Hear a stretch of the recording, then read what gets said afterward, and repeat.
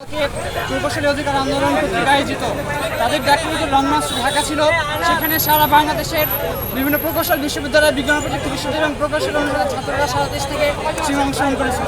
আমাদের দাবি ছিল আমাদের 6 মাস ধরে চলে আসা যৌক্তিক 3 দফা দাবি যেন বাস্তবায়ন হয়।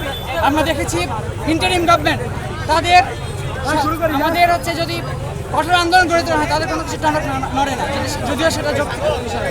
আমরা দেখেছি আমাদের যৌক্তিক আদায়ের জন্য আমরা যখন রাস্তায় কাউকে লং মার্চে ঢাকা দেখেছি, সেখানে আমাদের ভাইদের ওপরে তারা ন্যাক্কারজনকভাবে পুলিশ হামলা করেছে।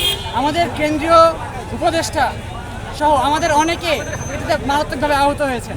আমরা তীব্র নিন্দা এবং প্রতিবাদ জানাচ্ছি এবং আমরা মনে করি যে ছাত্র উপদেষ্টারা আমাদের সাথে কাঁধে কাঁধ মিলিয়ে আন্দোলন করেছে, তারা আজকে সচিবালয়ে যে আমাদেরকে ভুলে গেছে। তাদের কাছে বারবার রিচ করার চেষ্টা করে, তারা আমাদের ডাকে সাড়া দেয় নাই।